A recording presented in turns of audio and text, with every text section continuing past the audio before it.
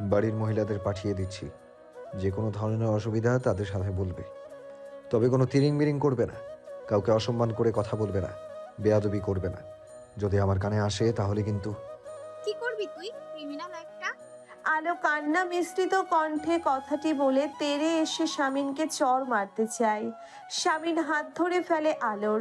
সবাই ওদের দেখছে। শামিন ঠান্ডা গলায় বলে, এত শক্তি অপচয় করো না। তারপর রাহাতের দিকে তাকিয়ে বলে, আয় আমার সাথে। রাহাত, ইলহাম এবং আরাব শামিনের পিছু পিছু ঘর থেকে বেরিয়ে যায়। ফুয়াদ আলোর দিকে তাকিয়ে আছে। আমতা আমতা করে বলে, আলো দেখো মেয়ে, তুমি এভাবে কেঁদো না। সামিন কিন্তু খারাপ ছেলে না। তুই এখান থেকে যা কুত্তা। আলো চেঁচিয়ে ওঠে। ফুয়াদ একটা ঢোক গিলে ফেলে। শামিন হন্তদন্ত হয়ে দৌড়ে আসে আবারও। চেঁচিয়ে বলে, কি হচ্ছে ফুয়াদ? ও তো কি কুত্তা বললো? ফুয়াদ শামিনকে আটকায়। বাদ দে, চল এখান থেকে। শামিন দাঁত খিচিয়ে আলোর মুখোমুখি দাঁড়ায়। পেশিবহুল শক্তিশালী হাতে আলোর থুতনি ধরে নাড়া দিয়ে বলে, একেবারে জবান কম চালাবে। এটাই প্রথম, এটাই লাস্ট। কথাটি বলে শামিন চলে যায়। ফুয়াদ তার পিছু পিছু বেরিয়ে যায়। আলো আবারও মেঝেতে বসে পড়ে। তার চোখ দুটো ঝাপসা হয়ে আছে। চোখের সামনে তার আব্বু আম্মু, আয়াত, আজান, দাদি এবং ইসমামের ছবি ভেসে উঠছে। ইসমামের কথা মনে পড়তেই আলো টুকরে কেঁদে ওঠে। কিছুক্ষণ পরে সে অনুভব করলো সে শ্বাস নিতে পারছে না। গলা থেকে অনেক কষ্টে ফিসফিসিয়ে একটি শব্দ বের হলো। ইসমাম। আর সেটা হলো লিভিং রুমে বাড়ির সব মেয়েরা দাঁড়িয়ে। শামিনকে গেস্ট রুম থেকে বের হতে দেখে ঈশিতা দৌড়ে যায়। ভাইয়ের দুই বাহু ধরে ঝাঁকুনি দিয়ে বলে, কেন করলে ভাইয়া? ছি, তুমি আমার বড় ভাইয়া যাকে আমি এত ভালোবাসি। এ তোমার কোন রূপ ভাইয়া? ইলহাম বিরক্ত হয়ে বলে। ভেজর ভেজর করিস না, ভাইয়াকে এক গ্লাস ঠান্ডা পানি দাও কেউ। আচ্ছা। সীতারা দৌড়ে রান্নাঘরে চলে যায়। শামিন ঈশিতার দিকে তাকায়। ঈশিতা কাঁপা কাঁপা গলায় বলে, বাবা চেন্নাই থেকে ফিরলে কি বলবে তুমি বলো? শামিন ম্লান হেসে বলে, বাবা খুশি হয়ে যাবে। মেয়ে তুলে এনে বিয়ে করা, উঠিয়ে নিয়ে আসা, এসব এ বাড়ির ঐতিহ্য। আমি আমার বাড়ির ঐতিহ্য রক্ষা করেছি। ভুলে গেছিস নাকি? শুনিসনি? আমার বাপ চাচারা সবাই তুলে এনে বিয়ে করেছিল। বাবা মাকে তুলে এনে বিয়ে করেছিল। আমাদের দাদা ইন্তেখাব মির্জাও তো দাদিকে তুলে এনেছিল। এই প্রজন্ম থেকে আমি না হয় এই ঐতিহ্যটা চর্চা করলাম। ঈশিতা আহত চোখে ভাইয়ের দিকে তাকায়। ইয়াসার ঈশিতার দৃষ্টিকে সম্পূর্ণ অগ্রাহ্য করে ঋতুর দিকে তাকিয়ে বলে। ঋতু, ঋতু ভয়ার্থ কণ্ঠে বলে, জি ভাইয়া। তুমি এই বাড়ির কি? মেচো বউ ভাইয়া। ওই ঘরের ভেতরে যে আছে সে তোমার বড় যা, এ বাড়ির বড় বউ।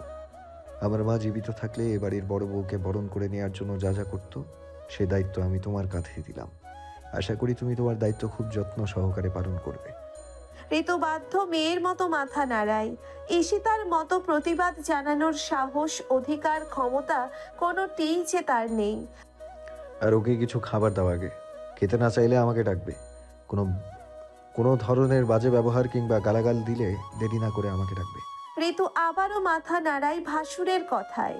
ঈশিতা ভাইয়ের দিকে এক ঝলক রাগী দৃষ্টিতে চেয়ে কপাল কুঁচকে দোতলায় চলে যায়। দোতলায় উঠে নিজের ঘরের দরজা বন্ধ করে বসে থাকে সে। ইলহাম হেসে শামিনকে বলে, বান্ধবী রিদিকে পছন্দ করে রেখেছিল তোমার জন্য, সেজন্য রাগ হচ্ছে ওর উপর তোমার? ইতিমধ্যেই হেনা এসে লিভিং রুমে দাঁড়ায়। শরীরটা অসহনীয় যন্ত্রণায় বিষিয়ে উঠেছে তার। ইয়াসারের দিকে তাকিয়ে অস্ফুট স্বরে বলে, ভাইয়া, এটা কি করলেন আপনি? একটা মেয়ের জীবন এভাবে নষ্ট করে দিলেন। জামিল সুস্থ হবে এতে? শামিন নরম গলায় বলে। সীতারা এসে শামিনের সামনে পানির গ্লাস হাতে দাঁড়ায়। শামিন গ্লাসের দিকে একবার তাকিয়ে হন হন করে নিচতলার বারান্দায় চলে যায়। ঋতু চুপচাপ দাঁড়িয়ে আছে। ইলহাম ধমক দিয়ে বলে, ভাইয়া কি বললো শুনতে পাওনি? খাম্বার মতো দাঁড়িয়ে আছো যে? ঋতু আমতা আমতা করে বলে, কি করব? কি করবে মানে? ওকে সাজাবে? সাজিয়ে ভাইয়ার ঘরে দিয়ে এসো। ঋতু কয়েক মুহূর্ত চুপ করে থেকে বলে, মেয়েটা ভয় পেয়ে আছে, একটু ঠিক হোক। ইলহাম চোখ রাঙিয়ে ঋতুর দিকে তাকায়। ঋতু একটা ঢোক গিলে বলে, যাচ্ছি। দরজার নব ঘোরার সাথে সাথে আলো মাথা তুলে তাকায়। তার দৃষ্টি ঘোলাটে, শরীরে বিন্দু পরিমাণ শক্তি অবশিষ্ট নেই। দরজা ঠেলে ঋতু এবং বাড়ির দুজন হেল্পিং হ্যান্ড সিতারা এবং ফুলির মা ভেতরে ঢোকে। ঋতুর হাতে একটা প্যাকেট, সিতারার হাতে একটা প্লেটে কিছু খাবার। ফুলির মা ঘরের এসি অন করে দিয়ে ঋতুর দিকে তাকিয়ে বলে, হ্যাঁ রে, কি ডাকবো ভাবি? কি ডাকবে আবার? বড় ভাবি রেখো। ফুলির মা আলোর মুখের দিকে তাকিয়ে বলে, মাশাল্লাহ, চেহারা সুরত তো খুবই চমৎকার। গায়ের রংটা একটু চাপা, তবে বড় ভাইজানের সাথে খুব মানাইব। আলো নড়ে চড়ে বসে, ঋতুর দিকে তাকায়। ঋতু আলোর সামনে এসে হাতের প্যাকেটটা আলোর পাশে রেখে নিজেও মেঝেতে বসে পড়ে আলোর মুখোমুখি। কিছুক্ষণ আলোর দিকে তাকিয়ে থেকে একটা গভীর নিঃশ্বাস ফেলে হাত বাড়িয়ে সিতারার হাত থেকে খাবারের প্লেটটা নেয়। আলো চোখ নামিয়ে প্লেটের দিকে তাকিয়ে ঋতুর মুখের দিকে তাকায়। ফ্রিজে কাস্টার্ড রাখা ছিল, সেখান থেকে খানিকটা নিয়ে এসেছে আলোর জন্য। এক চামচ উঠিয়ে আলোর মুখের কাছে ধরে বলে, খেয়ে নে। আলো মুখ সরিয়ে নিয়ে কঠিন গলায় বলে, খাবো না, নিয়ে যান এসব। ভাইয়া রেগে যাবে, খেয়ে নে। আলো এক ঝটকায় ঋতুর হাত থেকে চামচ ফেলে দিয়ে কাস্টার্ডের বাটি উল্টে ফেলে। সিতারা এবং ফুলির মা চাপা স্বরে চেঁচিয়ে ওঠে। মেজো ভাবি, বড় ভাইজানরে ডাকবো? ঋতু ওদের থামিয়ে দিয়ে বলে, না। তারপর আলোর দিকে তাকিয়ে বলে, ঠিক আছে, খেতে হবে না। তাহলে এই শাড়িটা পরে নি। আপনার ফিগার মনে হলো আমার মতো। ব্লাউজ আর পেটিকোট ফিট হয়ে যাবে। আলো কাপা কাপা গলায় বলে, কেন পরবো আমি শাড়ি? কারণ আপনি নতুন বউ, তাই। এটা আপাতত পরিনি। এগুলো একেবারে নতুন, যদিও আমার কাল আপনার জন্য শপিং করা হবে।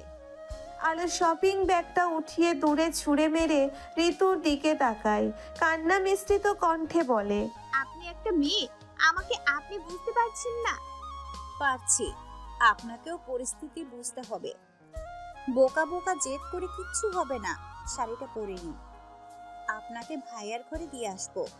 আলো তেজি কণ্ঠে বলে ওঠে, অসম্ভব, আমি মরে গেলেও ওই জানোয়ারের ঘরে যাব না, মরে গেলেও না। ঋতু আলোর দিকে তাকায়, তারপর ঠান্ডা গলায় বলে, মরে গিয়ে লাশ হয়ে গেলেও ওই ঘরে আপনাকে যেতেই হবে। এই বাড়ির বউ হয়েছে, এই বাড়ির নিয়ম জেনে নিন। মরে যান অথবা বেঁচে থাকুন, স্বামীর শোবার ঘরে আপনাকে যেতেই হবে। আলো ছলো ছলো চোখে তাকিয়ে আছে ঋতুর দিকে। ঋতু উঠে শপিং ব্যাগটা তুলে নিয়ে এসে একটা গোলাপি রঙের সুতির শাড়ি বের করে। আলোর গলা থেকে ওড়নাটা টেনে নিয়ে নিচে ফেলে দিয়ে বলে, আমি শাড়িটা পরিয়ে দিচ্ছি, চুপচাপ দাঁড়িয়ে থাকুন। আমি চাই না আপনি মার খান, তাই বলছি চুপচাপ দাঁড়িয়ে থাকুন। ফজরের আজানের সময় হয়ে এসেছে। আতায়ুর আলম রেহেনার মাথায় হাত বুলিয়ে দিচ্ছে। আজান আয়াত মায়ের পায়ের তালুতে মাসাজ করে দিচ্ছে। রেহেনা কিছুক্ষণ শূন্য দৃষ্টিতে তাকিয়ে থেকে ডুকরে কেঁদে ওঠে। আতায়ুর আলম স্ত্রীর মাথাটা নিজের বুকের সাথে মিশিয়ে অস্ফুট স্বরে বলে ওঠে, শান্ত হও রেহেনা, সব ঠিক হয়ে যাবে, সবকিছু। রেহেনা ফোপাতে থাকে, কি ঠিক হবে? আমার মাটা আমার বুকে ফিরবে? আমার পানটা বুঝি বেরিয়ে গেল? আমার আপু, আমাকে শক্ত করে ধরো। মায়ের কথায় আজান আয়াত ফুপিয়ে ওঠে। রেহেনা মাথা তুলে স্বামীর দিকে তাকায়। হঠাৎ করে স্বামীর বুকে কিল ঘুষি মারতে মারতে বলতে থাকে, সব কিছুর জন্য তুমি দায়ী। এতবার বলেছি রাজনীতির নামে মরণ খেলা নেমো না, নেমো না। তোমার ক্ষমতার লোভে আমি আমার মেয়েটাকে হারালাম। তুমি দায়ী আলোর বাবা, তুমি আমার মেয়েটাকে এনে দাও। রেহেনা হাউমাউ করে কাঁদতে শুরু করে দেয়। আতায়ুর আলম স্ত্রীকে জড়িয়ে ধরে বসে থাকে। আসলেই কি সবকিছুর জন্য সে দায়ী? ভাই, রাহাতের ডাকে শামিন পেছন ফিরে তাকায়। হাতের সিগারেটটা ফেলে দিয়ে পা দিয়ে পিষে দেয়। স্বাভাবিক গলায় বলে, রনি এসেছে? ভাই। খবর কি ওদিকের? আতাউরের স্ত্রী অজ্ঞান হয়ে গিয়েছিল, রনি ডাক্তার পাঠিয়ে দিয়েছে। গুড, একেবারে আমার ছেলেদের মতো কাজ করেছে। এই রনিকে পুরস্কার দিতে হবে। রাহাত মাথা নিচু করে দাঁড়িয়ে থাকে। আরাফ এবং ফুয়াদ চলে আসে। স্বামী নিয়াসার বলে, তোরা এখন এখান থেকে যা, নিচতলায় রেস্ট নে, ভোর হয়ে গিয়েছে। কিছুক্ষণ পরে এখান থেকে সোজা হসপিটালে যাব। ক্যাম্পেইন করতে হবে না আর, নির্বাচনে আমরাই জিতব। রাহাত অনেকটা জড়তা নিয়ে বলে, ভাই বিয়ে তো করে নিলেন, এখন কি করবেন? সংসার। ঠান্ডা গলায় জবাব দেয় স্বামী নিয়াসার। ফুয়াদ বলে, তোকে যত দেখছি তত অবাক হচ্ছি, তুই একটা অমীমাংসিত রহস্য। স্বামীন ফিচেল হাসে। ফুয়াদ বলতে থাকে, আজ কত বড় একটা অন্যায় করলি তুই জানিস? কোনো ক্ষমা নেই এর। তোরা আমাকে সাহায্য করেছিস, তোদেরও কোনো ক্ষমা নেই।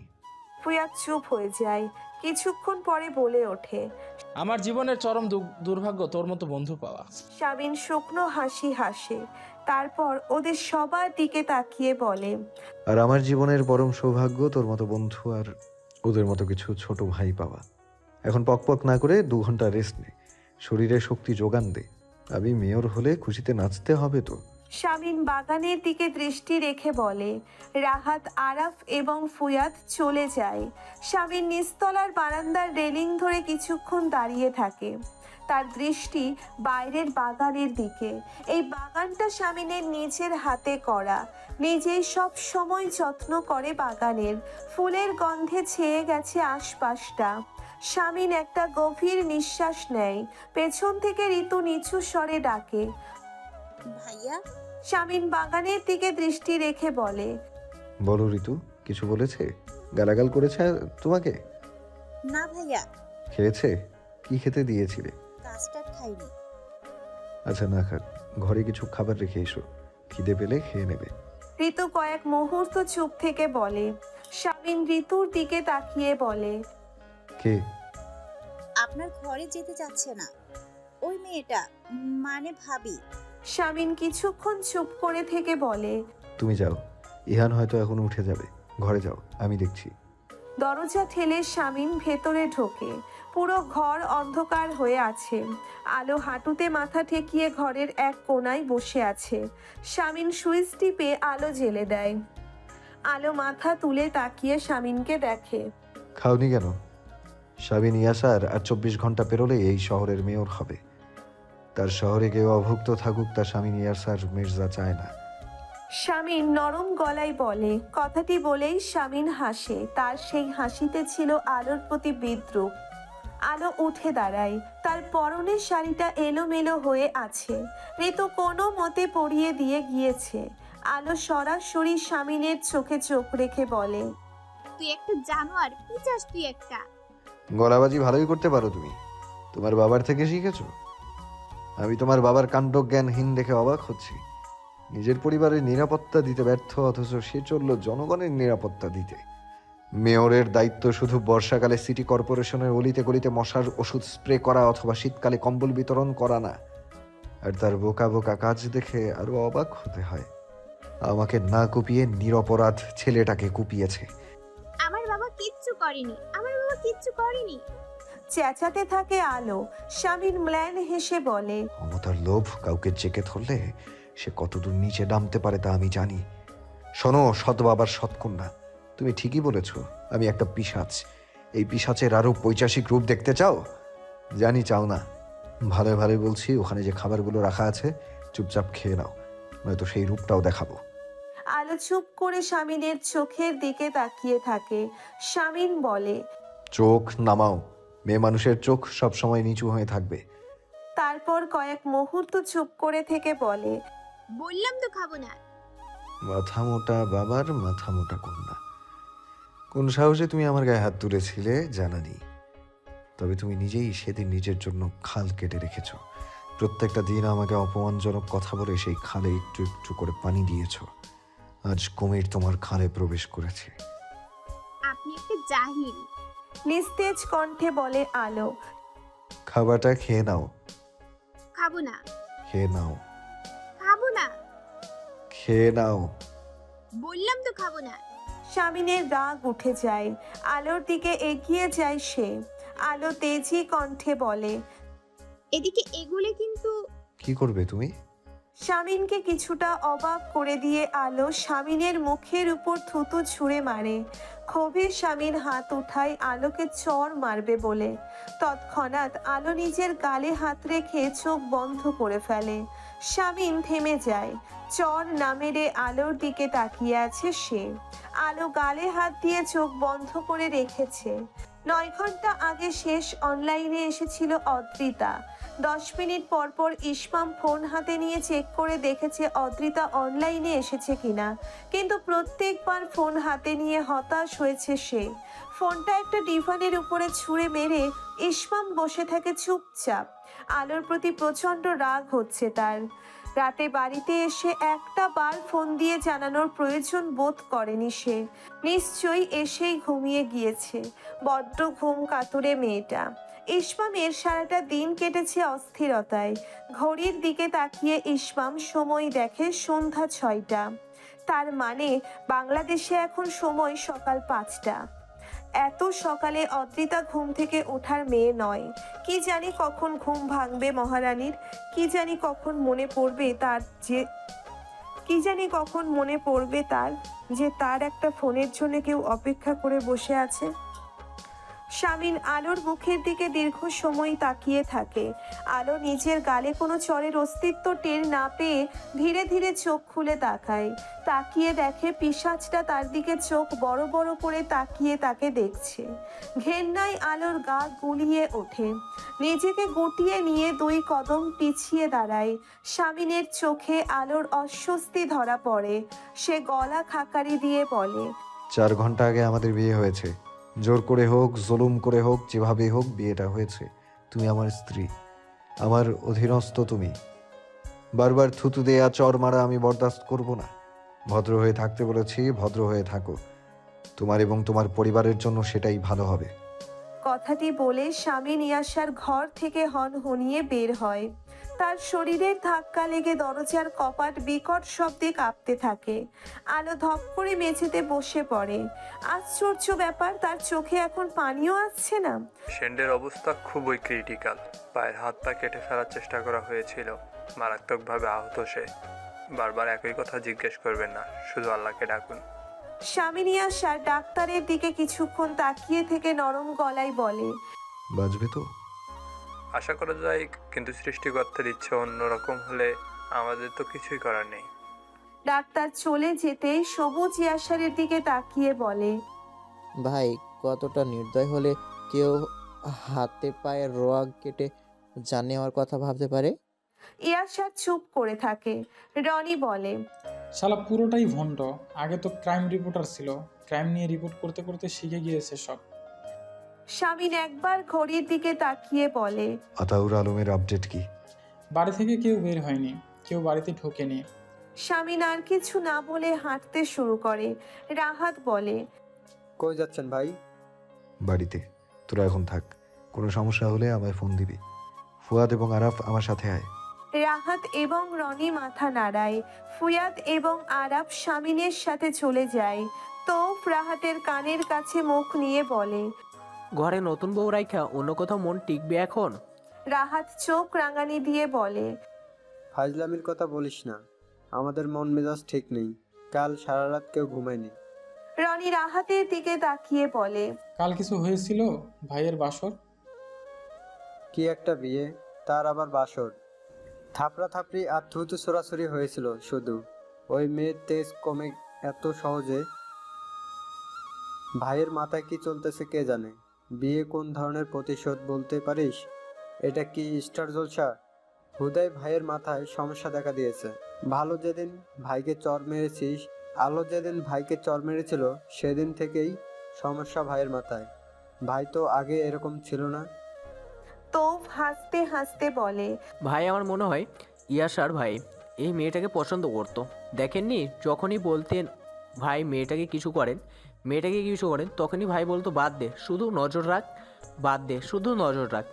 আর একটু গভীরভাবে চিন্তা করলে বুঝতে পারবেন যে মানুষটা বিয়েই করতে আগ্রহ দেখাতো না, সে বিয়ে করে নিল হুট করে, তাও আবার শত্রুর মেয়েকে। আশ্চর্য না বিষয়টা? ইসমামের অস্থিরতা বাড়তে থাকে। 15 ঘন্টার বেশি হয়ে গিয়েছে, অথচ অদ্রিতা তার সাথে কোনো যোগাযোগ করছে না। আচ্ছা, অদ্রিতার ফোনটা নষ্ট হয়ে যায়নি তো? অদ্রিতা তো প্রায়ই বলতো তার ফোনটা কাজ করছে না, কিন্তু সেটা হলেও তো অদ্রিতা কোনো না কোনোভাবে তাকে ইনফর্ম করে দিত। যত সময় যাচ্ছে অস্থিরতা বেড়ে চলেছে ইসমামের। বারবার ফোন হাতে নিয়ে চেক করা ছাড়া আর কিছুতেই মন দিতে পারছে না সে। ফুয়াদ গাড়িতে উঠে ড্রাইভিং সিটে বসে। শামিন তার পাশে বসা, আরা পেছনের সিটে। ফুয়াদ গাড়ি স্টার্ট করার আগে শামিনের দিকে একবার তাকায়। সত্যি বাড়িতে যাবি? পার্টি অফিসে যাবি না? মিটিং ডেকেছিলি তো? না, আগামীকাল ভোট কেন্দ্রগুলোতে যাব সোজা। লোক লাগিয়ে দিয়েছি, তারা সবটা দেখবে। ফুয়াদ গাড়ি স্টার্ট করে। শামিন সামনের দিকে দৃষ্টি স্থির রেখে বসে আছে। কিছু দূর যাওয়ার পরে ফুয়াদ বলে, একটা কথা বলতো, তুই তো একটা শিক্ষিত ছেলে, তাও এরকম একটা বোকামি কেন করলি? এভাবে বিয়ে হয়? হয়েছে তো, ও কবুল বলেছে, আমি কবুল বলেছি। 3 লক্ষ টাকা কাবিন ধরে বিয়ে করেছি। কিছুদিন পর কাবিনের কপি বের হবে। ফুয়াদ ড্রাইভ করতে করতে বলে, সেটা বলিনি আমি। না ও তোকে ভালোবাসে, না তুই ওকে ভালোবাসিস। এই বিয়ের পরিণতি কি হবে? শামিন চুপ করে থাকে। ফুয়াদ বলে, জেদ করে একটা মেয়ের জীবন নষ্ট করলি। ওর বাবা যদি দোষী হতো তাহলে থানায় যেতি, পুলিশে ধরিয়ে দিতি। তুই কেন আইন নিজের হাতে তুলে নিলি? ওর বাবাকে অন্য কেউ মেরেছিল, ও কেন থানা পুলিশ না করে, অপরাধী শনাক্ত না করে সরাসরি আমায় থাপ্পড় মেরেছিল? বাবার প্রতি মেয়ের ইমোশনটা বোঝার চেষ্টা কর। আলো একটু অন্যরকম মেয়ে। গাড়ি থামা। গম্ভীর কণ্ঠে বলে শামিন ইয়াসার। ফুয়াদ হুট করে ব্রেক কষে। শামিনের দিকে তাকিয়ে বলে, আমাকে এই মাঝ রাস্তায় নামিয়ে দিয়ে যাবি? অন্তত বাড়িতে দিয়ে আয়, আমাকে একটু ঘুমাবো আমি। শামিন ম্ল্যান হেসে বলে, আমার সাথে ভেতরে চল, কেনাকাটা করতে হবে। ফুয়াদ মাথা ঘুরিয়ে তাকায়। একটা শপিং মলের সামনে তাদের গাড়ি দাঁড়িয়ে আছে। একবার শামিনের দিকে তাকিয়ে বলে, কি কিনবি? কার জন্য কিনবি? আমার বউয়ের জন্য, শামিন ইয়াসারের বউয়ের জন্য। ছিল্লের সাথে বলে শামিন, তার মুখে বিদ্রুপের হাসি। মাম্মার বারণ সত্ত্বেও ইহান বারবার এসে নিচতলার গেস্টরুমে উঁকি দিচ্ছে। মাম্মা বলেছে বাড়িতে নাকি কেউ এসেছে। সে নাকি ইহানের বড় মা হয়, বড় বাবার বউ। ইহান খুবই উৎসুক হয়ে আছে তার বড় মাকে দেখবে বলে, কিন্তু মাম্মা বারবার ধমক দিচ্ছে, ঘরের ভেতর যেতেই দিচ্ছে না ইহানকে। চুপচাপ লিভিং রুমে কিছুক্ষণ পায়চারি করে আশেপাশে তাকায় ইহান। ঋতু এখন রান্নাঘরে, বাড়ির সবাই দোতলায় আছে, কেউ নিচে নামেনি। ইহান সুযোগ পেয়ে গুটি গুটি পায়ে গেস্টরুমের দরজার সামনে গিয়ে দাঁড়ায়। ছোট ছোট দুটি হাত দিয়ে গেস্টরুমের দরজায় ধাক্কা দিয়ে দরজা খোলে। ঘরে ঢুকে ইহান আশেপাশে তাকায়। কোথাও কাউকে দেখতে না পেয়ে ইহান বের হয়ে যেতে নেয়। ঠিক তখনই ইহানের চোখ চলে যায় মেঝের দিকে। কেউ একজন মেঝেতে শুয়ে আছে। ইহান গুটি গুটি পায়ে আলোর কাছে যায়। প্রচণ্ড খিদে এবং ক্লান্তিতে চোখ বুজে হাত দিয়ে পেট চেপে ধরে মেঝেতে পড়েছিল আলো। কারো অস্তিত্ব টের পেয়ে আলো হকচকিয়ে উঠে বসে। সে ভেবেছিল আবার বোধহয় শামিন ইয়াসার নামের পিশাচটা এসেছে। মাথা ঘুরিয়ে তাকাতেই দেখে একটা ফুটফুটে বাচ্চা ছেলে তার দিকে তাকিয়ে আছে। আলো ছেলেটির দিকে তাকিয়ে থাকে। ইহান বলে, তুমি কি বলো মা? আলো তার ঘোলাটে দৃষ্টি দিয়ে ইহানকে দেখে।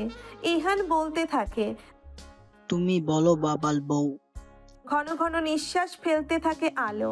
ইহান ফ্যালফ্যাল করে তাকিয়ে আছে আলোর দিকে। আদুরে গলায় বলে, তুমি কি বলো মা, বলো। চলে যাও এখান থেকে। তেজি কণ্ঠে বলে আলো। ইহান ভয় পেয়ে যায় আলোর কণ্ঠস্বর শুনে। আলো চেঁচিয়ে ওঠে। ইহান মাম্মা বলে একটা বিকট চিৎকার দিয়ে ছুটে বেরিয়ে যায় আলোর ঘর থেকে। বেলা 1:30 নাগাদ ইয়াসারের গাড়ি শান্তিনীরের গেট দিয়ে ঢোকে। গাড়ি থামিয়ে নেমে পড়ে সে। পোনা এসে দাঁড়ায় পোর্চের সামনে। ইয়াসার গাড়ি থেকে নেমে পোনা চাচাকে বলে, চাচা, রিয়াজকে বলো গাড়ি থেকে প্যাকেটগুলো নামাতে, বাড়ির ভেতর দিয়ে আসতে বলো। তারপর কয়েক মুহূর্ত চুপ করে থেকে জিজ্ঞেস করে, বাড়িতে সব ঠিকঠাক? কোনো ঝামেলা হয়নি তো? পোনা মাথা নাড়ায়, মুখে বলে, কোনো ঝামেলা হয়নি। তবে কি? বড় মা ইহান বাবুকে ধমক দিয়েছে, বকেছে। বড় মা? কে বড় মা? পোনা চাচার কথা বুঝতে না পেরে শামিন অবাক হয়ে জানতে চায়। পোনা থতমত খেয়ে বলে, বড় বৌমা, তোমার বউ। শামিন হতভম্ব হয়ে সদর দরজার দিকে তাকায়। ধমক দিয়েছে মানে? কি দুঃসাহস! শামিন ইয়াশার হন্তদন্ত হয়ে বাড়ির ভিতরে যায়। ভেতরে ঢুকে ঋতুকে ডাকতে থাকে। আলো ইহানকে বকেছে? ঋতু এসে সামনে দাঁড়ায়, কঠিন গলায় জানতে চায় ইয়াশার। ঋতু হামতা হামতা করে বলে, ভাইয়া জানেনই তো ইহান অচেনা লোক দেখলে তাদের কিভাবে বিরক্ত করে। ভাবিকে কিছু বলবেন না? রিয়াজ এসে প্যাকেটগুলো লিভিং রুমে রেখে চলে যায়। ঋতু সেদিকে তাকিয়ে বলে, এগুলো কি ভাইয়া? ঈশিতা সিঁড়ি বেয়ে নিচে নামে। শামিন বলে, শাড়ি আছে এখানে নতুন বউয়ের জন্য। ঋতু কিছুক্ষণ শামিনের দিকে তাকিয়ে থেকে বলে, শুধু শাড়ি? হ্যাঁ, 22টা আছে। কম হয়ে গিয়েছে? ঋতু আমতা আমতা করে বলে, ভাইয়া 22টা শাড়ি দিয়ে কি হবে? আর নতুন বউয়ের জন্য শুধু শাড়ি কেনা হয় না, শাড়ির সাথে আনুষঙ্গিক অনেক কিছু কিনতে হয়।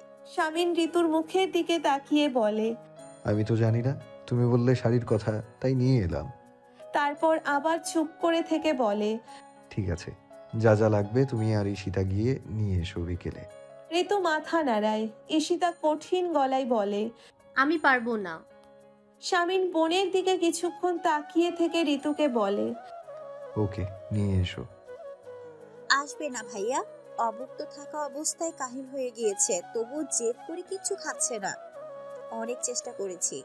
শামিন ঋতুর কথা শুনে গেস্ট রুমের দিকে যায়। নিচু নিচু স্বরে বলে, ভাইয়া প্লিজ গায়ে হাত তুলবেন না। ভাইয়া ভাইয়ার বউয়ের সাথে কি করবে সেটা তুমি বলে দেবে? পেছন থেকে ধমক দেয় ইলহাম। ঋতু মুখ অন্ধকার করে দাঁড়িয়ে থাকে। আলো নামের অচেনা মেয়েটির জন্যে তার খুব মায়া হচ্ছে। তারা একই রকমের কপাল নিয়ে জন্মেছে যে। দরজা ঠেলে শামিন ভেতরে ঢুকে দরজা চাপিয়ে দেয়। আলো হাঁটুতে মাথা ঠেকিয়ে বসেছিল মেঝেতে। মাথা তুলে তাকায় শামিনের দিকে। আলোর বিধ্বস্ত মুখটা দেখে হঠাৎ করে শামিনের অদ্ভুত অনুভূতি হয়। কিছুক্ষণ চুপ করে থেকে বলে, ইহান ছোট মানুষ, ও তো আর আমার মতো পিশাচ না। ওকে না ধমকাল, আচ্ছা ওকে কেন ধমকালে? ও একটা 5 বছরের বাচ্চা। এখন না হলেও একদিন ঠিকই আপনার মতো পিচাস হবে ও। ওর শরীরে এই বংশের রক্ত। শামিন একটা চেয়ার টেনে বসে বলে, 16 ঘন্টা না খেয়ে আছো, তারপরও গলায় কি জোর তোমার। হাতেও অনেক জোর, দেখাবো? ঠান্ডা গলায় বলে আলো। শামিন আলোর কথা শুনে বাঁকা করে হাসে। তারপর বলে, শুনেছি তুমি কারাতে জানো, জাতীয় পর্যায়ে 3য় হয়েছো। তবে এতেই নিজেকে অনেক কিছু ভেবে বসো না। যাদের সাথে লড়েছো তারা সবাই মেয়ে, দুর্বল প্রজাতি। আমি পুরুষ মানুষ, সিংহ পুরুষ। একটা মোটামুটি ধরনের চট দিলে এখানে 3 দিন পরে থাকবে। আলো শামিনের চোখের দিকে তাকিয়ে আছে।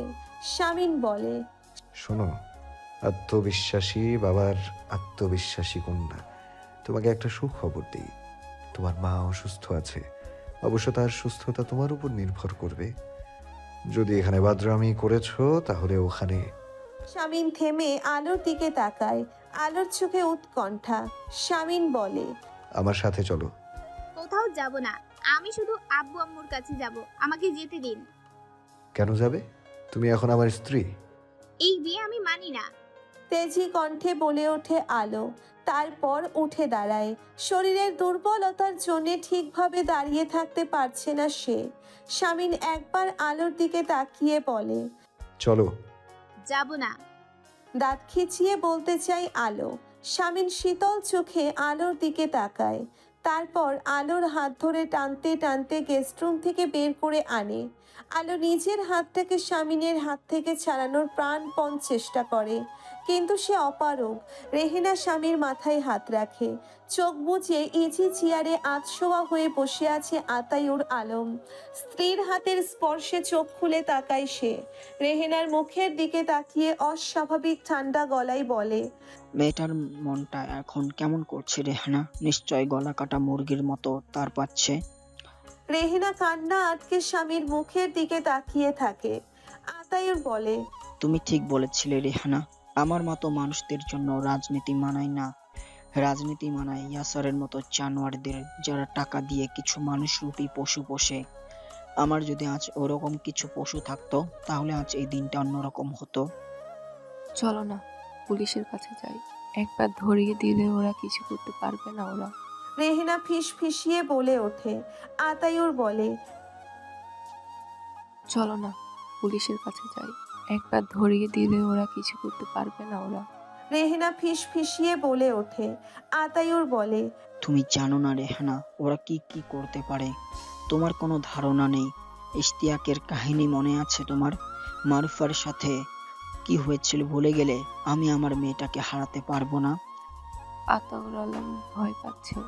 এত সহজে হার মেনে নিলেন আতাউর আলম? না, একজন বাবা ভয় পাচ্ছে রেহানা। এমন সময় ফোনের রিংটন বেজে ওঠে। আতায়ুর আলম চমকে উঠে ফোনটা রিসিভ করে কানে ধরে। ওপাশ থেকে কণ্ঠে বিদ্রুপ নিয়ে তার চাচাতো ভাই খোরশেদ বলে ওঠে, আগামীকাল নির্বাচন, আর আজ সশস্ত্র প্রার্থী আতাউর আলম নির্বাচন বর্জন করেছে। খবরটা কি সত্যি? আতায়ুর আলম একটা দীর্ঘশ্বাস ছেড়ে বলে, সত্যি। 10 শব্দটি মুখ থেকে উচ্চারণ করেই ফোন কেটে দেয় সে। স্বামী ইয়াসার আলোকে টানতে টানতে এনে লিভিং রুমে দাঁড় করায়। আলো কিছুটা টলছে। স্বামীন ঋতুর দিকে তাকিয়ে বলে, ওকে কিছু খাওয়াও। আমি খাবো না, এই বাড়ির কিছু আমি মুখে দেব না, বললাম তো। চেঁচিয়ে বলতে থাকে আলো। স্বামীন আলোর দিকে তাকিয়ে বলে, কতক্ষণ থাকবে না খেয়ে? আচ্ছা ঠিক আছে, আমিও দেখতে চাই তুমি কতক্ষণ না খেয়ে থাকো। আলো স্বামীনের দিকে রাগী দৃষ্টিতে তাকিয়ে থাকে। সীতারা এসে ঋতুর হাতে একটা গ্লাস দিয়ে বলে, বড় ভাইজানের মিন্ট লেমন ভাবি। ঋতু গ্লাসটা স্বামীনের হাতে তুলে দিতে যাবে, তখনই ইলহাম ধমকের সুরে বলে, তুমি কেন দিচ্ছ? ভাই আর বউ দেবে, ওর হাতে গ্লাস দাও। স্বামীন আলোর দিকে তাকায়। ঋতু আমতা আমতা করতে থাকে। ঈশিতা আলোকে দেখে।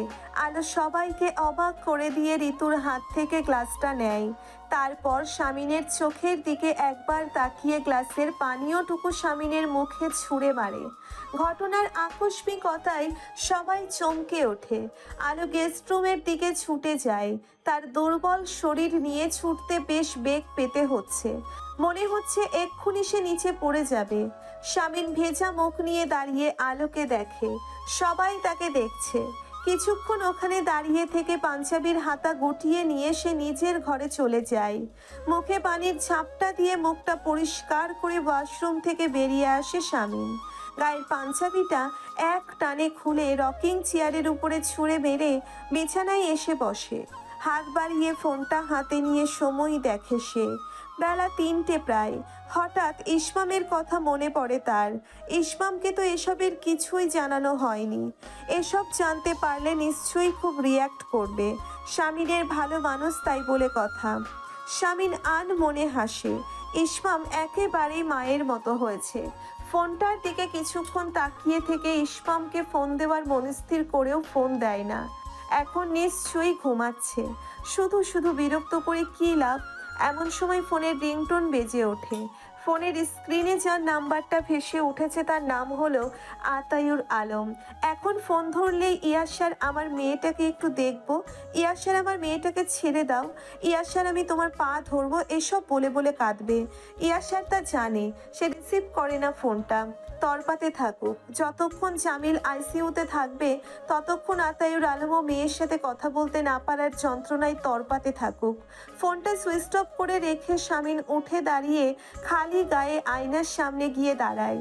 কিছুক্ষণ নিজের প্রতিবিম্বের দিকে তাকিয়ে থেকে বিড়বিড় করে বলি, পিশাচ স্বামী ইয়াসার মির্জা। এমন সময় দরজায় টোকা পড়ে ইয়াসারের। গম্ভীর কণ্ঠে জানতে চায়, কে? ফুলির মা চেঁচিয়ে বলে ওঠে, নতুন ভাবে জ্ঞান হারাইছে ভাইজান। গায়ে একটি নেভি ব্লু রঙের পোলো টি শার্ট চাপিয়ে দ্রুত পায়ে হেঁটে নিচতলার গেস্ট রুমের দিকে যায় ইয়াসার। আলো অচেতন হয়ে মেঝেতে পড়ে আছে। তাকে ঘিরে বসে আছে ঋতু, ঈশিতা, হেনা ও ফুলির মা। স্বামীনকে দেখে ঋতু উঠে দাঁড়ায়। আতঙ্কিত মুখ নিয়ে বলে, ভাইয়া অবস্থা খুব খারাপ মনে হচ্ছে, চোখে মুখে পানি ছিটিয়ে দেয়। পানি ছিটানোর থেকেও পানি খাওয়াটা জরুরি ঋতু। ওকে উঠিয়ে বিছানায় শুইয়ে দাও। সবাই ধরাধরি করে আলোকে তুলে বিছানায় শুইয়ে দেয়। ঈশিতা ভাইয়ের দিকে রাগী দৃষ্টি দিয়ে তাকিয়ে আছে। স্বামী নিয়াসার তার দিকে তাকিয়ে বলে, পরীকে ফোন করে ডাক, এসে দেখুক। ঈশিতা কপাল কুঁচকে বলে, পরি কি ডাক্তার? ও স্টুডেন্ট। আর পরি কেন ডাকবো? ডাক্তার এলে তোমার অপকর্ম সব ফাঁস হয়ে যাবে সেই ভয়ে? হ্যাঁ তাই। তেজি কণ্ঠে বলে ওঠে ইয়াসার।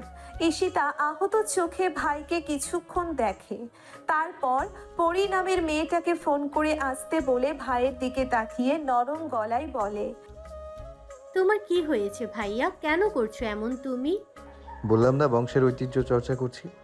ঈশিতা দৃঢ়ভাবে বলে, জোর করে বিয়ে হয়? এই বিয়েটাই হয়নি। তুমি ওকে ওর পরিবারের হাতে তুলে দাও ভাইয়া।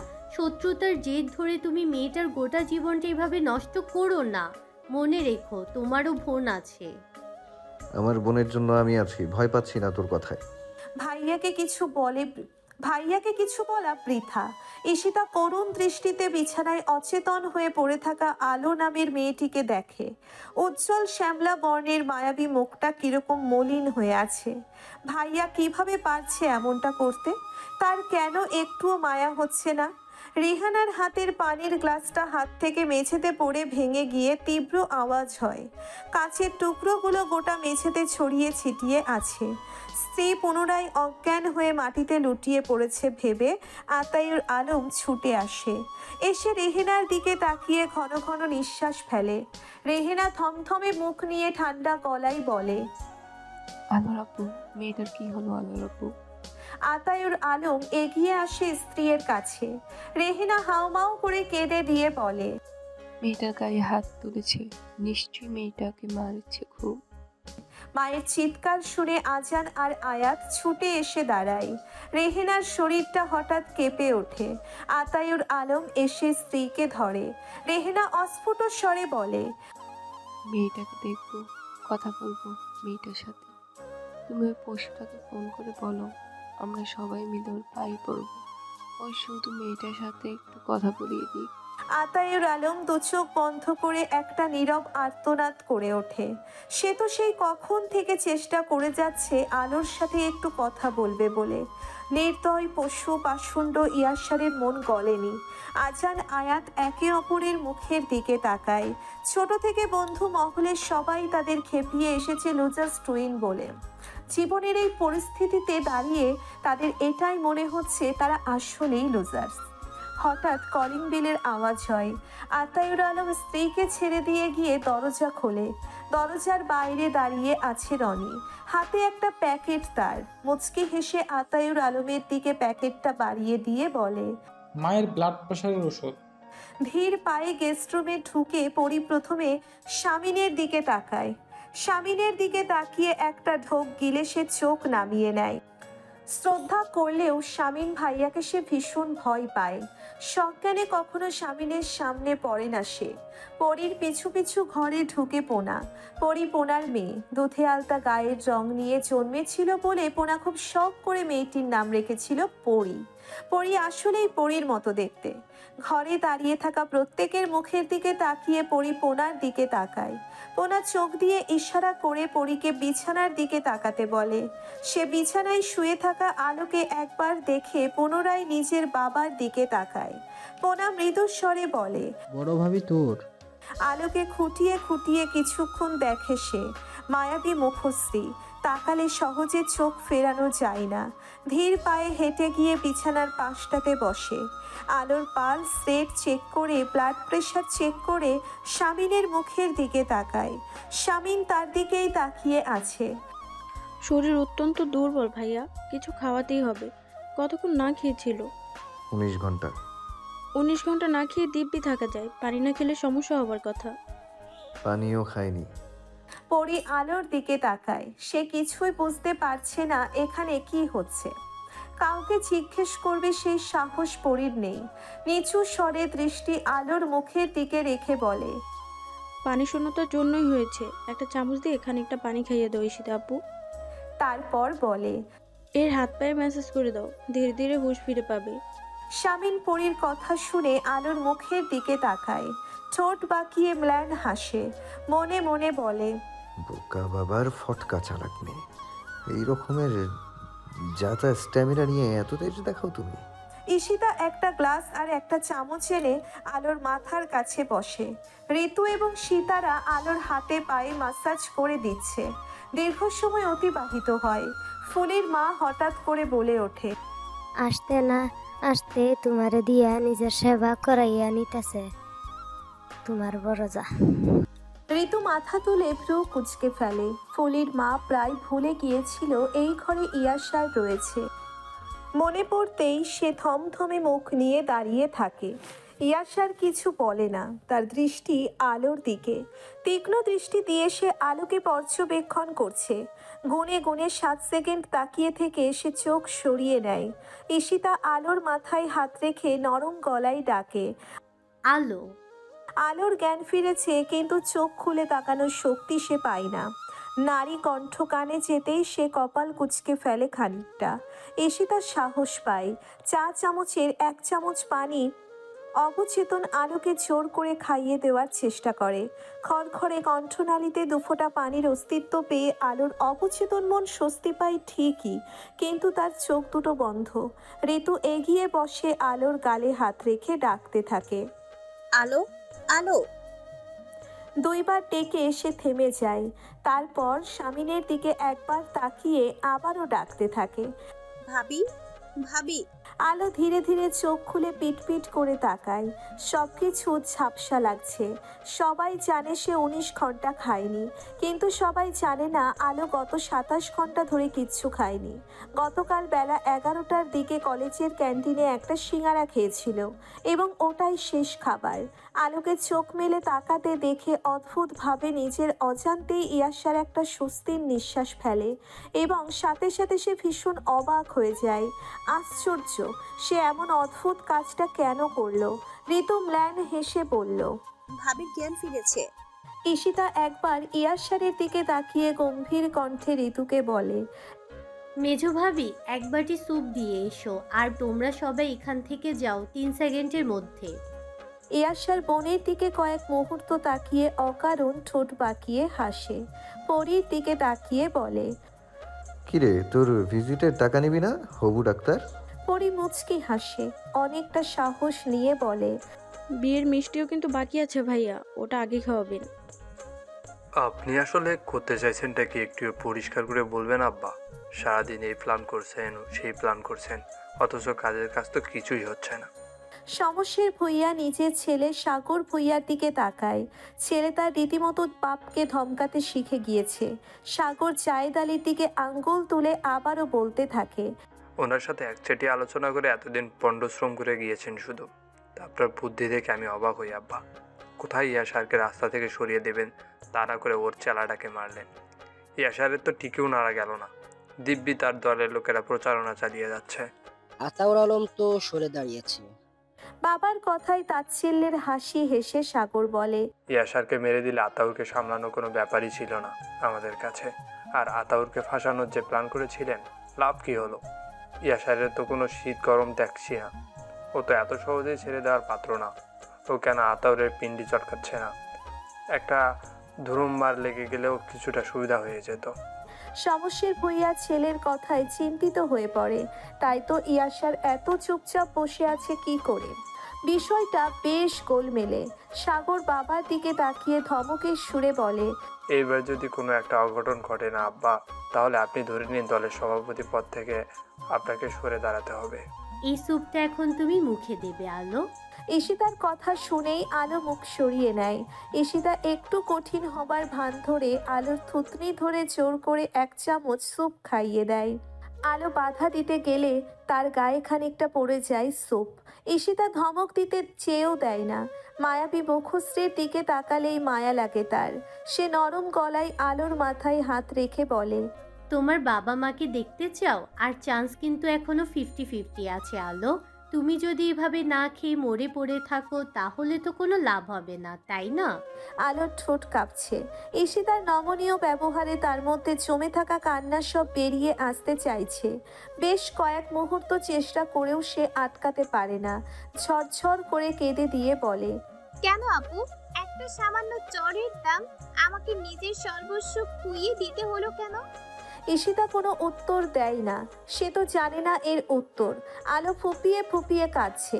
কিছুক্ষণ পরে কান্না থামিয়ে কঠিন গলায় বলে ওঠে, ওই জানোয়ারটাকে কখনো ক্ষমা করব না আমি, কোনোদিনও না।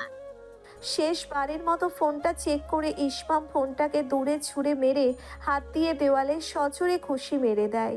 তারপর এসে নিজের বিছানায় উপর হয়ে শুয়ে থাকে কিছুক্ষণ। মাথা কাজ করছে না তার। এতটা অস্বস্তি বোধ হচ্ছে কেন? কিছুক্ষণ বিছানায় শুয়ে থেকে আবারও উঠে বসে। অর্গানাইজেশন থেকে বারবার ফোন দেওয়া হচ্ছে, ইসমাম কেন তার কাজে যাচ্ছে না তাই।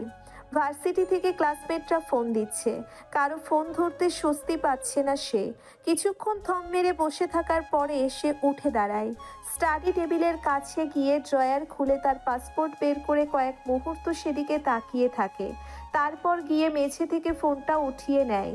মেঝেতে পড়ে গিয়ে ফোনটা সুইচ অফ হয়ে গিয়েছিল। সে ফোনটা অন করে অ্যাম্বাসিতে ফোন লাগায়। ক্যাচ ক্যাচ শব্দে দরজার নব ঘোরে। রাত প্রায় 10টা বেজে গিয়েছে। শামীম দরজা ঠেলে 2 সেকেন্ড সেখানে দাঁড়িয়ে থাকে। তার কপাল কুঁচকে থাকলেও চোখে অস্বস্তির ছাপ স্পষ্ট। নিজের ওপর নিজে প্রচণ্ড বিরক্ত হয়ে যায়। এখন এত অস্বস্তি লাগবে কেন? এত কাণ্ড ঘটিয়ে ফেলেও তো অস্বস্তি হয়নি একটুও। একটা ছোট নিঃশ্বাস ফেলে ঘরের ভেতরে এক পা ফেলে, আর চোখে পুরো ঘরের দিকে দৃষ্টি দেয়। আলোকে কোথাও দেখতে না পেয়ে আর এক পা ঘরের ভেতরে রাখতেই সে তার ঘাড়ের উপর কোনো ভারী বস্তুর আঘাত অনুভব করে। তৎক্ষণাৎ ডান পাশে তাকাতেই দেখে আলো একটা মোটা বই হাতে দাঁড়িয়ে তার দিকে তাকিয়ে আছে। প্রচণ্ড শক্তি খাটিয়ে শামীমকে আঘাতটা করেছে, তাই হাঁপাচ্ছে সে। আলোর প্রচণ্ড শক্তি খাটিয়ে করা আঘাতেও শামীমকে বিচলিত দেখা যায় না, বরং গা ছাড়া ভাব নিয়ে বলে, একবারই স্যুপ খেয়ে শক্তি ফিরে পেয়েছো? আলো দাঁতে দাঁত চেপে আর একটা বাড়ি মারতে যাবে, তখন শামীম তার হাত দুটো ধরে ফেলে। হাত থেকে বইটা কেড়ে নিয়ে দরজার পাশের আলমারিতে রেখে দেয়। দরজার সিটকেনি তুলে দিয়ে মৃদু হেসে বলে, তুমি নাকি কারাতে জানো, অথচ এখানে আসার পর থেকে দেখছি চর মারছো, থুতু ছুঁড়ে দিচ্ছ, মিন্ট লেমন ছুটছো, বই দিয়ে আঘাত করছো। এসব কোন ধরনের বাচ্চামো? মানুষ যখন ঘোর বিপদে পড়ে তখন তার মস্তিষ্ক কাজ করে না জানি, কিন্তু তোমার তো পুরো মেমোরি ডিলিট হয়ে গেছে। তুমি আদৌ কারাতে জানো তো, নাকি তোমার সৎ এবং মহৎ বাবা আতাউল আলম টাকা দিয়ে মেডেল কিনে দিয়েছে? আমার বাবার নাম মুখেও আনবি না কুত্তা। শামীম স্বাভাবিক গলায় বলে, কুত্তা বলছো কেন বারবার? আমি তোমাকে কামড়েছি, আঁচড় কেটেছি তোমার গায়ে? আলো অগ্নি দৃষ্টি দিয়ে তাকিয়ে আছে তার দিকে। শামীম বলে, বাবার নামে কিছু শুনতেই পারো না দেখছি, অন্ধের মতো বিশ্বাস করো বাবাকে। তোমার ওই গুণধর পিতা কি করেছে জানো? একজনের জান নেওয়ার চেষ্টা করেছে। আলো চমকে ওঠে, চেঁচিয়ে বলে, মিথ্যা কথা, সবকিছু মিথ্যা কথা। হ্যাঁ হ্যাঁ, দুনিয়ার সব কিছু মিথ্যে। তুমি আর তোমার বাবা সত্যবাদী যুধিষ্ঠির। তা সত্যবাদী বাপের সত্যবাদী কন্যা, তোমার নামটা তোমার বাবা শুধু আলো রাখলো কেন? তোমার নাম রাখা উচিত ছিল সত্যের আলো। আলো বিদ্রুপ গায়ে না মেখে গলায় ঝাঁঝ বজায় রেখে চেঁচিয়ে বলে, ভয় দেখিয়ে বিয়ে, কতগুলো মানুষকে জিম্মি করে রাখা, তাদের ব্ল্যাকমেইল করা, জোর করে একটা মেয়ের সর্বনাশ করা। তুই তো কাফিরের থেকেও এক ধাপ উপরে। তোর কোনো ক্ষমা নেই পৃথিবীতে। যেদিন ধরা পড়বি জান নিয়ে বাঁচতে পারবি না জানোয়ার। শামীম আলোর দিকে শীতল চোখে তাকিয়ে আছে। আলো বলতে থাকে, নিজের ঘরে এনে ভাবছিস স্বামীর অধিকার ফলাবি? তার আগে আমি প্রাণ ত্যাগ করব। আমি তো তোমাকে কিছুই বলিনি, তুমি আগ বাড়িয়ে এত কিছু বলছো কেন? কেন জোর করে এই রুমে এনেছিস আমায়? হাঁপাতে থাকে আলো। শামীম মৃদু হেসে বলে, আমি তো জোর করিনি, শুধু বলেছে তোমার কোন ভাই এখন কি করছে।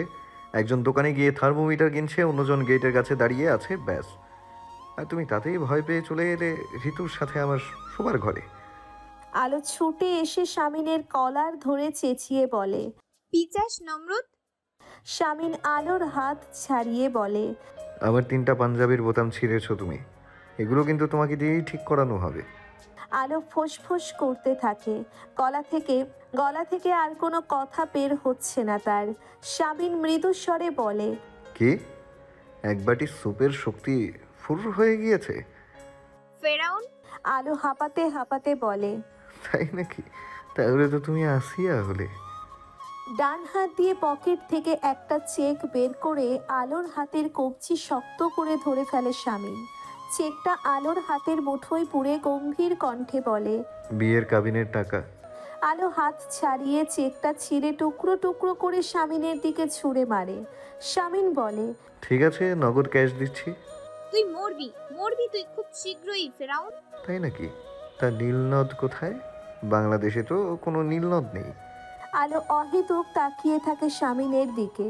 শামিন আলোকে উপেক্ষা করে বিছানা থেকে একটা বালিশ নিয়ে ডিভানে রাখে। পায়ের চটি খুলে ডিভানে উঠে ওদিকে ফিরে শুয়ে পড়ে সে। গম্ভীর কণ্ঠে আলোকে বলে, ঘুমিয়ে পড়ো, আমি আছড়াবো না, কামড়াবো না। পাখির কিচির মিচির নতুন সকালের আহ্বান জানিয়ে দিয়েছে। জানালার থাই গ্লাস ভেদ করে কড়া মিষ্টি রোদ এসেছে, আলোর গালে আদর দিয়ে যাচ্ছে। মেঝেতে বসে বিছানার উপরে মাথা ঠেকিয়ে ডান পাশে কাত হয়ে ঘুমিয়ে গিয়েছিল আলো। বাম গালে রোদের উষ্ণতা তার দীর্ঘ ক্লান্তিময় ঘুমের ইতি টানে। ধীরে ধীরে চোখ মেলে তাকায় সে। ছোটবেলা থেকে আলো অচেনা কোনো নতুন পরিবেশে ঘুমোতে পারে না, কিন্তু এই 2 রাজ্যে মানসিক ধকল আলো সামলেছে, তাতে এরকম গভীর ঘুম হওয়া স্বাভাবিক। মাথা এখনো ভারী হয়ে আছে যন্ত্রণায়। হাত দিয়ে কপাল চেপে ধরে এদিকে ওদিকে তাকায় সে। তারপর নিজেকে দেখে গায়ের শাড়িটা ঠিকঠাকভাবেই আছে। বিছানায় এক হাত রেখে ভর দিয়ে উঠে দাঁড়ায় সে। এই অচেনা ঘরটিতে সে ছাড়া আর কেউ নেই। ওই পিশাচটাও উধাও। ঘরের দরজা খোলা। আলো এই সুযোগে দ্রুত পায়ে বের হয় ঘর থেকে। সে জানে এই কারাগার থেকে তার পালানোর পথ রাখেনি ওই চতুর শিয়ালটা। তবুও একবার চেষ্টা করলে তো ক্ষতি নেই। ঘরের বাইরে এসে সে নিচতলার সিঁড়ি দেখতে পায়। সিঁড়ি বেয়ে দ্রুত পায়ে নামতে গিয়ে থমকে যায় সে। নিচতলার লিভিং রুমে পিশাচটার 2জন লোক বসে আছে। এদেরকে নিশ্চয়ই ওই পিশাচটা তার উপর নজরদারি করতে এখানে বসিয়ে রেখেছে। আলো 2 মিনিট সেখানে দাঁড়িয়ে থেকে হতাশ হয়ে একটা দীর্ঘশ্বাস ফেলে ঘুরে দাঁড়ায়। ঘুরে দাঁড়িয়ে সে ঋতুকে দেখে। ঋতু আলোর দিকে ফ্যালফ্যাল করে তাকিয়ে আছে। ফিস ফিসিয়ে বলে ওঠে, পালাচ্ছিলেন নাকি ভাবি? আলো প্রায় দৌড়ে ঋতুর কাছে যায়। ঋতুর 2 বাহু ধরে আকুতির সুরে বলে, না পালাচ্ছিলাম না। আপনি আমার একটা উপকার করবেন, একটু দয়া করবেন আমায়। ঋতু চোখ বড় বড় করে ফেলে। সে কি উপকার করতে পারে আলোর? এদিক ওদিক তাকিয়ে নিচু স্বরে বলে, কি ভাবি? আমাকে আপনার ফোনটা দিবেন? আব্বু আম্মুর সাথে একটু কথা বলবো, দয়া করে ফোনটা দিন, আমি আপনার পায়ে পড়ছি। ঋতু আলোর 2টো হাত মুঠি করে ধরে। এদিক ওদিক তাকিয়ে ফিসফিসিয়ে বলে, সরকার দলীয় প্রার্থী শামীম ইয়াসার মির্জা নিজ এলাকা 19 নম্বর ওয়ার্ড থেকে ভোটদান সম্পন্ন করে বেরিয়ে এসেছেন। ভোট কেন্দ্রের বাইরে গণমানুষের ভিড়। রাহাত এগিয়ে গিয়ে একটা ছাতা ধরে শামীমের মাথার উপরে। শামীম হাত দিয়ে সরিয়ে দিয়ে বিরক্ত ভঙ্গিতে বলে, 1000বার বারণ করেছি, আমার সাথে এসব করবি না, তোরা আমার চাকর। রাহাত লজ্জিত ভঙ্গিতে হাসে, তারপর বলে, না, আপনি আমাদের নেতা। শামীম এদিকে ওদিকে তাকিয়ে বলে, বাকি কেন্দ্রগুলোতে খবর নিয়েছিস ওদিকের কি অবস্থা? এমন সময় রাহাতের ফোন বেজে ওঠে। রাহাত পকেট থেকে ফোনটা বের করে শামীমের দিকে তাকিয়ে বলে, সবুজের ফোন। ও তো 15 নাম্বার ওয়ার্ডে আছে, নতুন 20 প্রাথমিক বিদ্যালয়, সমের ভুইয়া এলাকায়। শামীম বলে, জলদি ফোন রিসিভ কর। রাহাত শামীমের কথা মতোই ফোনটা রিসিভ করে লাউড স্পিকার অন করে দেয়। ওপাশ থেকে চেঁচিয়ে ওঠে সবুজ, রাহাত, আমাদের এজেন্টদের কাজে ব্যাঘাত ঘটানো হচ্ছে। 2 দলের মধ্যে হাতাহাতি হয়েছে এক পর্যায়ে। পুলিশ কি করেছে? ঘাস খাচ্ছে? সরকারি পার্টির এজেন্টদের সাথে গাইগুই করে বুকের পাঠা দেখে। সমসমের ধামড়া ছেলেটা করেছে সব। কি করব ভাই, কেবল ওসিকে ফোন দিতে। শামীম রাহাতের হাত থেকে ফোন নিয়ে বলে, ওসিকে ফোন করার দরকার নেই, আমি রাখছি, তুই গুলোকে চিহ্নিত করে রাখ। আতায়ুর আলম ফোনটা রিসিভ করে কানে ধরতেই আলো কাঁপা কাঁপা গলায় বলে ওঠে, আব্বু। আতায়ুর আলম দু চোখ বন্ধ করে একটা গভীর নিঃশ্বাস ফেলে। তার মুখে কোনো কথা আসছে না। আলো বলতে থাকে, কার জ্বর আব্বু? তোর আম্মুর জ্বর উঠেছে, প্রেশার বেড়ে গিয়েছে। আলো চুপ করে থাকে। আতায়ুর আলম বলে, তোকে মেরেছে আম্মু, খেতে দিয়েছে তোকে। আলোর চোখ বেয়ে দুফোঁটা তরল গড়িয়ে পড়ে। কণ্ঠনালীতে জমে থাকা কান্না জোর করে দমিয়ে রেখে কণ্ঠ স্বাভাবিক করার চেষ্টা করে বলে, ঠিক আছে আব্বু, কেউ আঘাত করেনি, খেতে দিয়েছে আমায়। আতায়ুর আলম আর্তনাদ করে ওঠে। মা, আমার মা, তুই তোর অপদার্থ বাবাকে মাফ কর মা, ক্ষমা কর আমায়। আলো ঝরঝর করে কেঁদে ফেলে। আলোকে দেখে ঋতুর চোখে পানি এসে যায়। কয়েক মুহূর্ত কেঁদে কান্না থামিয়ে বলে, আজান আয়াত কোথায়? ওপাশ থেকে আজান আয়াতের ভাঙা গলার আওয়াজ শোনা যায়। এই তো আপু, আমরা এই তো। আলো ধরা গলায় বলে, ভাই দুটোকে সামলে রেখো আব্বু, ওরা আমার কলিজা, পিঠাসটা ওদের উপর নজর রাখছে। আতায়ুর আলম কাঁদতে থাকে। আলো বলে, আমার সুপার হিরো এভাবে কাঁদতে পারি না। তুমি কেঁদো না আব্বু, ইয়াসার আমাকে আর যাই করুক জানে মারবে না। তোমার মেয়ে হয়তো বেঁচে থাকবে। আমি কি পাপ করেছি আম্মু? আলো চুপ করে থাকে। তারপর বলে, নির্বাচন বর্জন করেছ আব্বু? দরকার নেই, দরকার নেই, আমার আর কিছু দরকার নেই। আলো মুখে হাত চেপে কিছুক্ষণ কেঁদে নেয়। তারপর কণ্ঠস্বর স্বাভাবিক রেখে বলে, রাখছি আব্বু, আম্মুকে দেখবে। এই নাম্বারে আর ফোন করবে না, একজন বিপদে পড়ে যাবে তাহলে। ফোন কেটে আলো ধপ করে মেঝেতে বসে পড়ে। ঋতু নিচু হয়ে বসে নরম গলায় বলে, ভাবি কাঁদবেন না। ডাকবেন আমায় ভাবি? আমি কারো ভাবি নই না, আমি কারো বউ। ডাকবে না ভাবি আমায়, ডাকবে না, ডাকবে না। গলা ছেড়ে চিৎকার করতে থাকে আলো। কিরে, ভাইকে দেখে তোর সব হাওয়া বেরিয়ে গেছে? কথাটি বলেই সবুজ সাগরকে কুৎসিত একটা গালি দেয়। সাগর তাতে ভ্রুক্ষেপ না করে ইয়াসারের দিকে তীক্ষ্ণ দৃষ্টি দিয়ে তাকিয়ে থাকে। ইয়াসার তার দিকে তাকিয়ে আছে। কিছুক্ষণ পরে নীরবতা ভেঙে সাগর হেসে বলে, অনেকদিন পর তোর সাথে দেখা হলো ইয়াসার, দেখে খুব ভালো লাগছে, আমি আনন্দিত। কিন্তু আমার ভালো লাগছে না, ইচ্ছে করছে তোর গালটা চেপে ধরে জানটা বের করে দিতে।